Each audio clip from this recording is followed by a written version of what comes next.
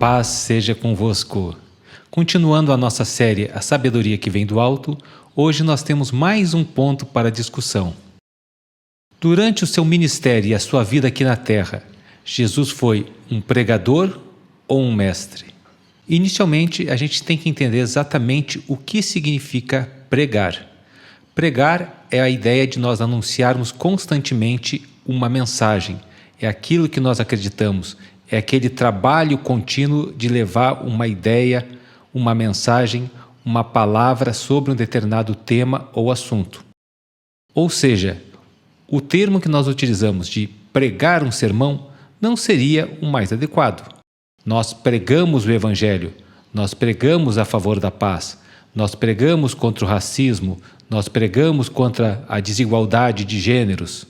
O mais correto nesse caso seria proferir um sermão, entregar uma mensagem, ministrar uma palavra. Entendido isso, nós vemos que Jesus pregava. Diz a palavra de Deus que Jesus percorria toda a Galileia, ensinando nas sinagogas, pregando o evangelho do reino e curando todo tipo de doenças e enfermidades. Então, este era o ministério, o trabalho de Jesus. A mensagem geral que ele pregava era o evangelho do reino. Mas nós vimos aqui que ele estava ensinando nas sinagogas. Já vou adiantar a resposta, que Jesus era um mestre. Jesus ensinava. Ele era chamado constantemente de Rabi, que significa mestre.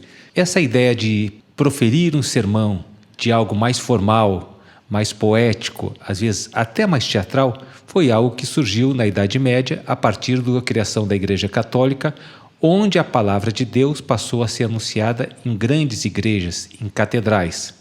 Mas o trabalho na igreja primitiva, a igreja nas casas, a igreja nas células, era um trabalho de ensino, de discipulado, onde era anunciada a doutrina dos apóstolos e eles tinham tudo em comum, a comunhão, o partir do pão e as orações. A arte de elaborar e proferir um sermão, ela era tão valorizada que há livros sobre sermões. Aqui no Brasil, particularmente, nós temos um livro de quase 1000 páginas, que são os Sermões do Padre Antônio Vieira, escrito no século XVII e estudado e sendo uma referência até hoje. Nós vemos também alguns filmes americanos onde um sacerdote, um padre, um pastor preparava uma palavra para o culto ou a missa ou o evento religioso de domingo e ensaiava durante a semana com a igreja vazia como que seria aquele sermão. Mas não estou aqui indo contra o sermão, não estou menosprezando o sermão ou uma forma de anunciar uma palavra para mais pessoas, que nós também chamamos no meio acadêmico ou no meio empresarial de palestra. Quando nós temos muito conteúdo para ser ministrado em pouco tempo para muitas pessoas, um sermão ou uma palestra é a forma mais adequada, mais indicada, certo? Então, continuamos proferindo nossos sermões, trazendo as nossas palavras, mas vamos entender como foi o ministério de Jesus aqui na Terra, o que ele fazia no seu dia a dia. Logo no início do seu ministério, Jesus estava sendo literalmente espremido por uma multidão sobre um lago ou um mar da Galileia e avista um barco que seria de Simão, e nesse barco Jesus se assenta, pede que Simão se afaste da margem e ali ele começa a ensinar. E diz ainda mais um detalhe, ensinava a multidões, uma grande quantidade de pessoas. Já vemos logo de cara a didática de Jesus. O primeiro ponto interessante, as ondas sonoras são ondas mecânicas, elas se propagam melhor num ambiente aquático. Além disso, em volta de um lago, de um curso d'água, normalmente existem regiões que são um pouco mais altas. Dessa forma, Jesus tinha um anfiteatro natural onde a multidão se assentou e ele do barco teve a oportunidade de trazer uma palavra e ensinar essa mesma multidão. Na sinagoga, também era muito comum Jesus ensinar. Diz a palavra de Deus aqui que Jesus entrou na sinagoga e começou a ensinar. Nada mais natural. Jesus era muito zeloso nesse ensino. Ele sabia que se fossem apenas palavras vazias, elas literalmente poderiam entrar por um ouvido e sair pelo outro. Logo, ele sabia que era importante ensinar os seus discípulos a praticar essa palavra e comparou que aquela pessoa que praticava as palavras também, além de aprender, além de ouvir, seria como alguém que edificou a sua casa sobre a rocha, estaria firme em qualquer situação, jamais seria abalado. Uma outra característica do ensino é que o ensino é uma via de mão dupla. Num sermão formal, normalmente apenas uma pessoa fala e vários escutam. Na dinâmica de uma aula, de um processo de ensino-aprendizagem, as pessoas perguntam, o professor pergunta e as respostas vêm e vão numa sequência lógica, em algo natural, num ambiente mais descontraído. Então, por diversas oportunidades, as pessoas vieram até Jesus e perguntaram, e Jesus respondeu exatamente aquilo que eles precisavam ouvir, de acordo com a sua sabedoria, de acordo com a ideia daquele momento. Ainda dentro daquela ideia da prática, Jesus enviou os seus discípulos para um estágio. Diz a palavra de Deus que ele enviou dando as diversas instruções, as diversas orientações.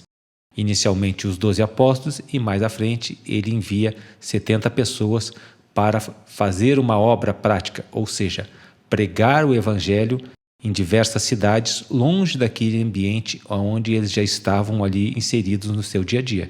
E interessante que assim que eles saíram, diz que Jesus foi para aquela localidade, retornou para lá e continuou a pregar o evangelho do reino. Ou seja, enviou os seus discípulos, os seus estagiários, mas ele ficou responsável de manter funcionando aquele modelo de ensino e aprendizagem naquela mesma região, para que eles não ficassem abandonados. E Jesus ele também explicava, tirava as dúvidas até mais complexas. Os discípulos questionaram por que Jesus falava sempre por parábolas, muitas vezes não eram fáceis de compreender, ou normalmente eles não entendiam praticamente nada do que Jesus falava. E Jesus explicou detalhadamente a parábola do semeador, e na sequência proferiu diversas outras parábolas, ou seja, já expliquei como funciona.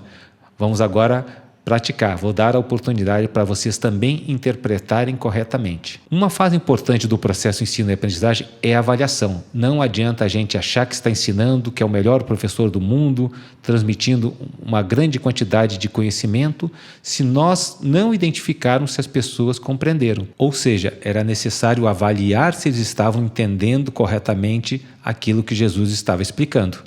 E ele pergunta, entenderam? Está claro? E eles responderam de uma forma bem convicta, sim. Mais à frente, Jesus fez um teste com eles. Vamos ver se vocês estão aqui na mesma visão, se vocês estão na mesma fé que eu. Perguntou, quem as pessoas dizem que é o Filho do Homem? E uns é João Batista, é Elias, Jeremias, alguns dos profetas. E aí Pedro, ungido pelo Espírito Santo, tendo uma revelação direta do Pai, diz, tu és o Cristo, o Filho do Deus vivo. Imagina a alegria de Jesus vendo a compreensão de todo aquele mistério que ele já estava anunciando, mostrando, orientando, ensinando durante todo esse período. Jesus não respondia apenas a perguntas dos seus discípulos, daquelas pessoas mais próximas. Certa vez um jovem rico também perguntou, mestre, o que farei para alcançar a vida eterna? E Jesus então começa a explicar e o jovem questiona, mas isso eu já estou fazendo? Eu já cumpro a lei, já sigo os mandamentos. E aí Jesus dá uma oportunidade para a decisão. Esse é um ponto importante no ensino. Existe o ensino, existe um conhecimento que é divulgado, mas aquele conhecimento, se ele não for aplicado na vida pessoal, ele não vai frutificar. E o jovem rico naquele momento, que tinha que fazer a sua decisão de seguir a Jesus, de aceitar aquela palavra, ele não aceitou porque cumprir os ensinamentos de Jesus significava também abrir mão dos seus bens materiais. Ou seja, Jesus sempre nos questiona, Jesus sempre nos coloca de uma maneira que nós temos que escolher. Vamos andar nesse mundo ou nós vamos seguir as palavras de vida eterna? E os fariseus também gostavam de fazer perguntas para Jesus, mas com a ideia de pegar ele supostamente em alguma falha. Diz a palavra de Deus que eles se aproximaram de Jesus e, testando, fizeram uma pergunta. E Jesus responde de uma maneira bem detalhada, mostrando que aquilo ali não era para ser uma dúvida, era na verdade uma dívida. Eles tinham que ter um conhecimento sobre aquilo, eles que se julgavam mestres e doutores da lei. Na oportunidade seguinte, Jesus aproveitou e deu troco. Eles me fizeram uma pergunta capciosa quiseram fazer uma pegadinha comigo, agora eu vou perguntar para eles, vou ver o que eles falam. E falam, ó, de quem vocês pensam que o Cristo é o filho? E eles respondem convictos, né? Achando que arrebentaram. Não, estão sabendo. O Cristo é filho de Davi. E Jesus pergunta, ué, como é que Davi então pelo Espírito chama Cristo de Senhor, como está escrito na palavra de Deus? E eles ficaram ali perdidos, sem entender nada, sem saber o que fazer, sem saber o que falar. Os escribas e sacerdotes eram outras categorias que também iam contra o ministério de Jesus, e Jesus estava no templo ensinando quando eles aparecem para literalmente atrapalhar, prejudicar aquele período de ensino e perguntam, com que autoridade você faz essas coisas? Quem deu este poder? Quem lhe deu essa ordem para você estar aqui no templo falando sobre isso?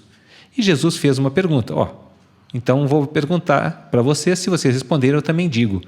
E ele perguntou sobre o batismo de João, se era dos homens ou se ele era dos céus. E os escribas e sacerdotes ficaram literalmente numa sinuca de bico. Se nós falarmos que o batismo de João é dos homens, o povo vai se levantar contra nós porque acredita em João como um profeta. Se nós dissermos que é dos céus, Jesus vai perguntar, ué, por que vocês não acreditam? Por que vocês não cumprem?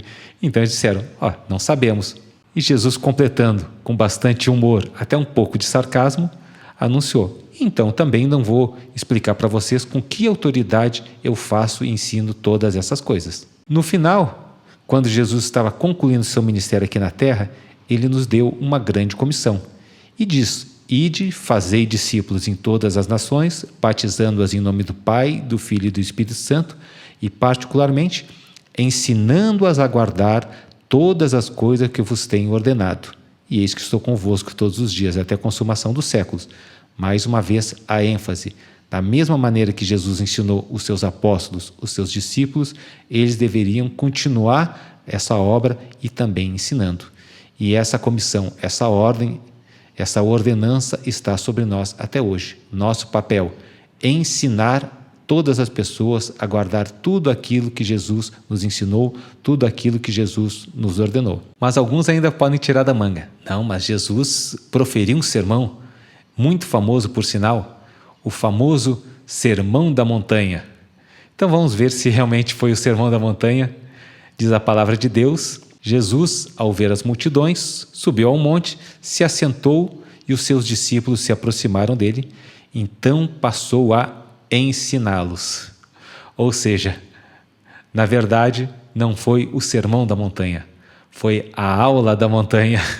E nós temos falado errado durante todos estes séculos. Conclusão, brincadeiras à parte, como eu disse, não vamos deixar de proferir o sermão, de ministrar a palavra, faz parte do nosso culto, faz parte daquilo que nós temos como igreja de fazer para anunciar o Evangelho para mais pessoas, para ministrar, para exercer toda a influência como Jesus nos ensinou e nos orientou, mas o ministério de Jesus foi um ministério de ensino. Ele teve um ministério completo.